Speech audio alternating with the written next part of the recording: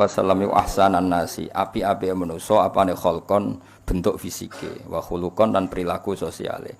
Kholqon itu bentuk napa? Fisik. Iku namane kejadiane, wa khuluqon itu perilaku sosial utawa akhlake. Dadi Nabi secara fisik ya sangat baik, secara perilaku juga sangat baik. Jadi enggak boleh Nabi kecilnya nyolong mboten mungkin, terus Nabi elek pesek mboten mungkin.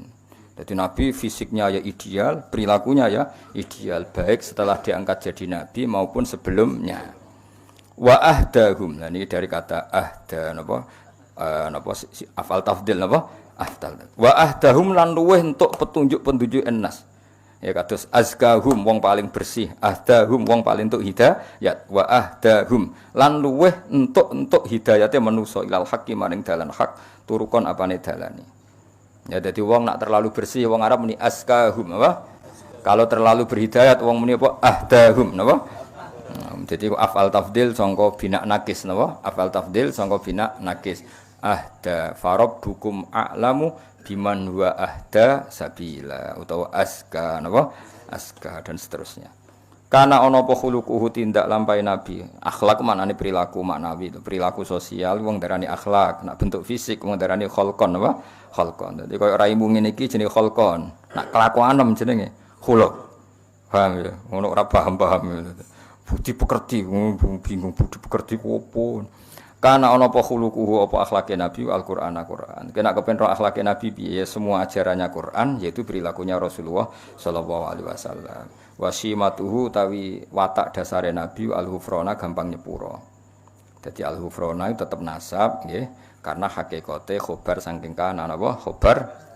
Berarti ngene kana khuluquhul Qur'ana wa kana simatuhu al-hufrona. Jadi al-hufrona tetap khobar saking kana apa? Kana ana apa khuluquhu al-Qur'ana. Wasimatuhu kana simatuhu al-hufrona. Ya paham nggih?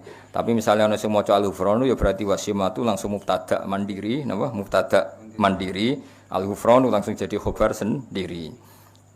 Ya itu pilihan. Kayak gini loh ya, di hadis itu semua harokat beda. Di hadis mestinya kayak ra krasa ora tau mikir. Iyyakum wa muhdatsatil umur fa inna kulla muhdatsatin bid'ah. Itu kalau Mbah Mun baca wa kullu bid'atin dolalah. Rata-rata kalau Ki Alim baca wa kullu bid'atin dolalah. Tapi banyak langsung banting setir, mbok krono alim, mbok krono bodho ora roh, langsung wa kullu bid'atin dolalah. Nah, kalau yang banting setir berarti dia jadi mubtada sendiri. Tapi sebetulnya di semua rata-rata ahli hadis bacanya nasab. Mergo iyyakum wa muhdatsatil umur fa inna kulla bid'atin dolalah wa kullu dolalatin finnar karena diatafkan ke mansubnya inna, wah.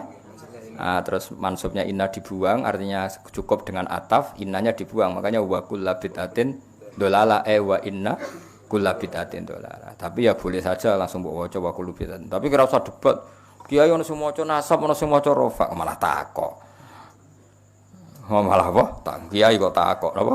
Kiai kok takok. Mestine ro nek rafa iku berarti mustaqil apa? Mustaqil. Kalau nasab berarti masih fa inna kulla bid'atin dolalah wa kulla dolalatin wa inna kulla dolalatin finnar. Jadi memang ya seperti itu biasanya di kayak ini yang baca wasimatuhu hufranu ya boleh apa? Wasimatuhu utawi langsung iku al-hufranu. Nak baca wasimatu al-hufrana wasimatu wa kana simatuhu al-hufrana. Paham ya? Tetap mengulang kanan apa? Yan sohu nasihati sapa nabi lil insani maring manusa wa yafsahu lan ngekeki kelonggaran sapa nabi fil ihsani ing dalam perilaku apik. Perilaku apik itu ndak ada batasnya. Longgar selonggar-longgarnya. Masyhur. Nabi nate ngaji ngeten iki kados kula panjenengan ngaji terus ada pemuda lewat meninggalkan majelis ngaji. Banyak sahabat yang mengatakan, "Wah, celaka betul pemuda itu ada Rasulullah ngaji kok ndak ikut ngaji." Tapi Nabi dengan enteng ngendikan pemuda itu ngerawat ibunya, ngerawat keluarganya. Jadi enggak ngaji ya bagus. Karena ngerawat keluarga itu bagian dari ajaranku. Itu namanya yafsah longgar. Mane kula nggih niru ngoten. Kula mboten nate mbayangno khole bapak alumni kudu teko ndak harus seperti itu. Misalnya yang di rumah ibu ya enggak perlu datang di hallnya bapak atau lagi golek pekerjaan ya apa? Enggak perlu datang atau genjatan senjata ambek istri ya enggak perlu datang. Wes pokoke husnudzon urip itu kudu yafsah fil ihsan longgar. Karena kebaikan itu tidak terbatas. Mungkin yang tidak datang di hall orang yang punya kewajiban yang lebih penting. Atau ekonomi, itu sing sering ya iku lah sing jelas daripada utang-utang ora usah teko. Ya sudah kita yafsah fil ihsan apa? Yafsah, longgar selonggar-longgarnya dalam melakukan bentuk kebaikan karena kebaikan tidak terbatas. Ya kan tadi yang ngaji ge sae, yang enggak ngaji karena ngurusi keluarga ge sae. Ya sudah. Yang enggak ngaji karena tidur melupakan luka hidup ya sae daripada melek rawani mergo ora duwe aktivitas wis napa turu. Kayak kancaku ning pondok turu. Kenapa turu? Melek pe wopo le Gus gak dipopo. Nah itu trik-trik melawan apa? Kemiskinan apa? Ya sudah itu ya baik. Soalnya semua kebaikan tentu baik. Zaman Nabi Sugeng wa yafsahu fil ihsan. Beliau longgar sekali dalam menentukan kebaikan. Ya selonggar-longgarnya. Jadi enggak boleh orang mendiktekan kebaikan pada orang lain. Santri khole kiai ini kok ora teko berarti santri apa? Enggak perlu seperti itu. Mungkin dia tidak datang karena masyarakatnya baru bikin masjid, dia ketua panitia, atau ibunya sakit, atau istrinya sakit.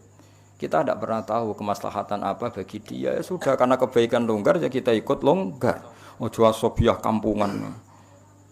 Mau sing kiai biasa ke sira kiai kok. Sing jembar napa? Jembar. Santri alim ya barokah, bodoh ya barokah, setengah alim setengah bodoh ya barokah. Pira-pira zaman akhir gelem ngaji. Gak penting pahammu, gak penting.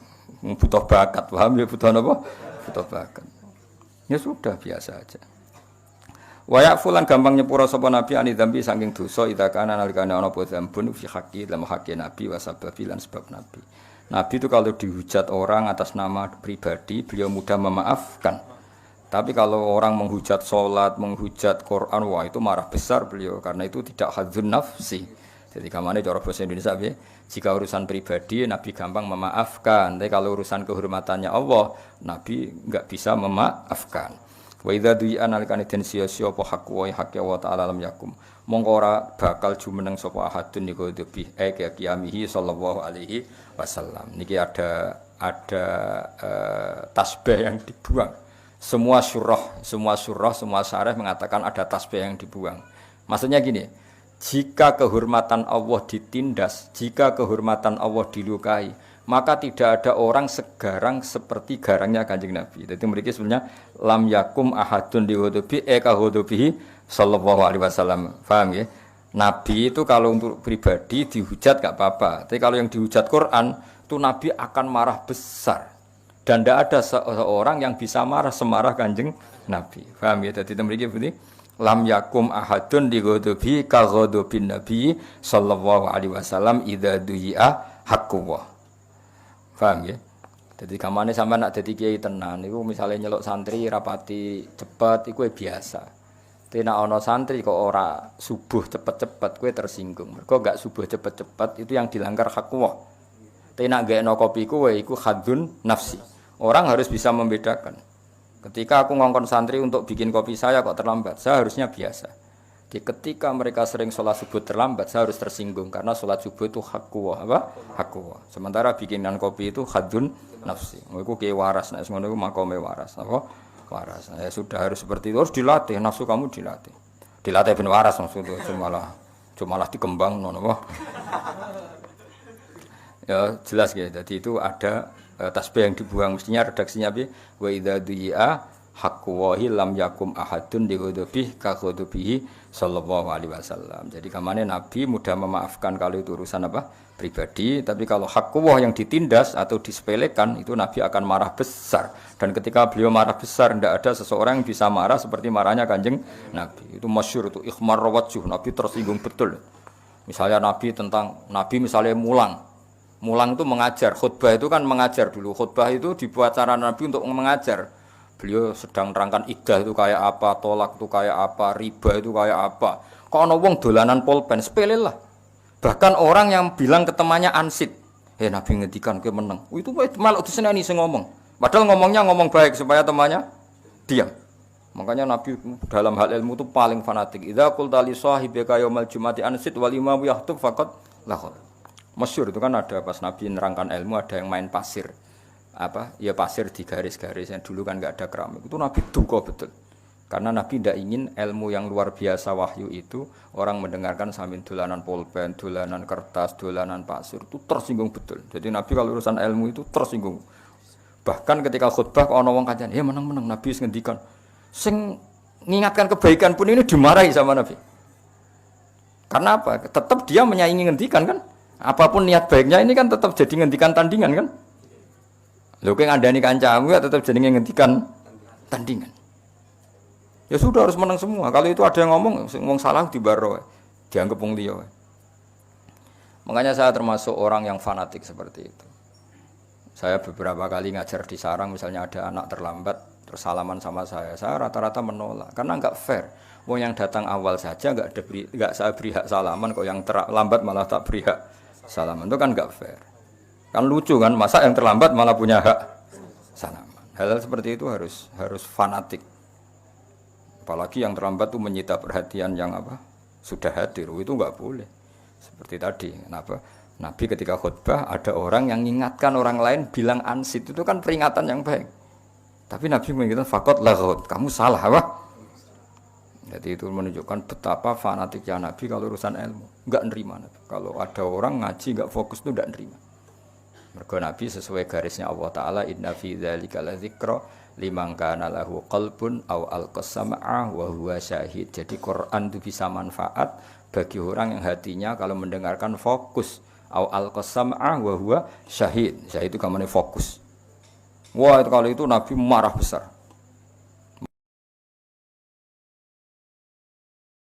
Makanya ngendikane ulama-ulama, wa idza takallama, kalau Nabi sudah hentikan faka'an nama ala ru'usihimut thair.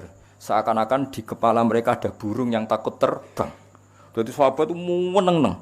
Seakan-akan di kepalanya itu ada burung yang kalau sahabat gerak, burung itu terbang. Jadi semuanya diam, seakan-akan mempertahankan burung yang takut terbang. Saking diamnya apa? Saking diamnya. Itu ulama bayangkan faka'an nama ala ru'usihimut thair. Karena Nabi tersinggung betul kalau ngendikan ilmu. Bayangkan kan ngendikannya ilmunya Nabi itu kan taruhan surga dan neraka, karena beliau menjelaskan at-thariq ilal jannah, jalan menuju surga, at-thariq ila ridawah, jalan menuju diridani Allah. Kemudian disaingi ana wong kenalan, jenengan saking pundi? Nembe rawuh, kan ngenyek wong. Oh, sok ngendikane Nabi tentang surga neraka disaingi kenalan. Kenalan bar ngaji ayo kena. Hal-hal seperti itu yang wong awam kadang ndak barokah itu. Jadi apa ya? Sepele tapi itu mengganggu betul. Kan lucu kan, Nabi ini kan ngendikan surga neraka disaingi kenalan. Bukan lucu kan. Kriminal besar cara zaman. Ya cuma kiai-kiai tidak perlu niru kaya Nabi ya, karena kualitas ngendikane ora kaya Nabi. Ya. Tapi orang awam ya harus tahu diri lah. Itu kan wong koyo ora ono wektu wae kenalan kok kan ya bisa itu.